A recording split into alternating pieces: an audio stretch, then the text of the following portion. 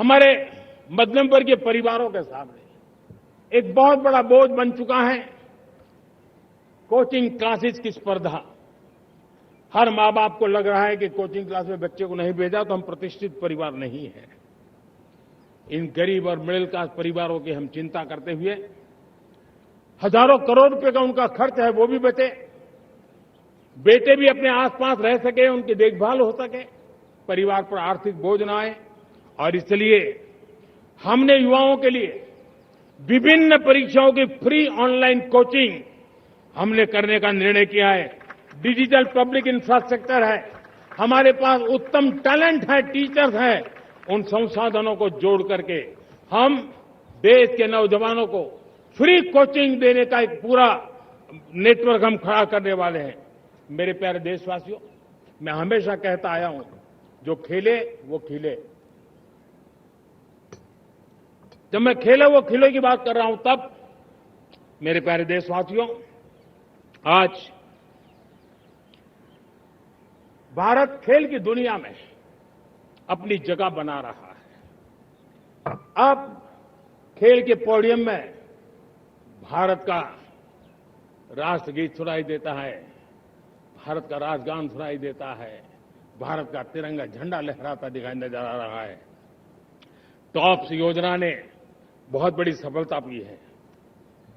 खेलो India games, university games, winter games, beach games, sports infrastructure, sports के लिए coaching, sports medicine, sports के लिए nutrition, इन सारे विषयों में भारत अब महारत करने की दिशा में आगे बढ़ रहा है।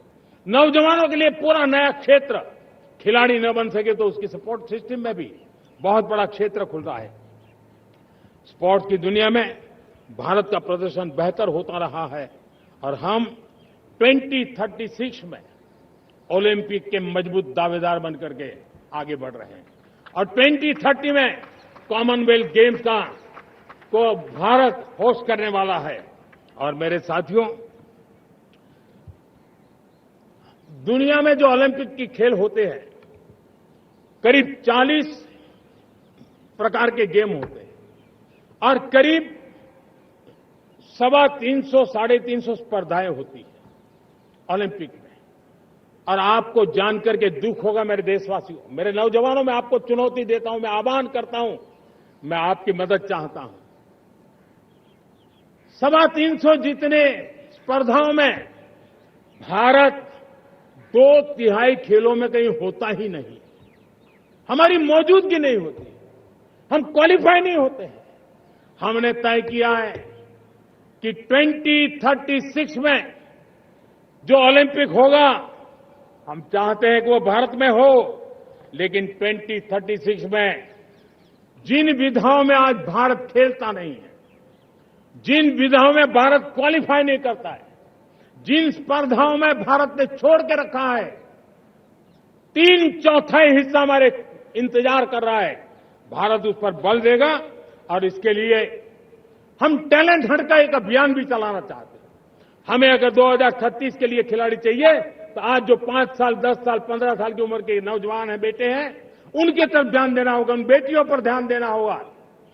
और इसलिए 5 से 15 उम्र के बच्चों में खेल प्रतिभा ढूंढने के लिए गांव-गांव, शहर-शहर, स्कूल-स्कूल एक टैलेंट हंट का अभियान चलाया जाएगा।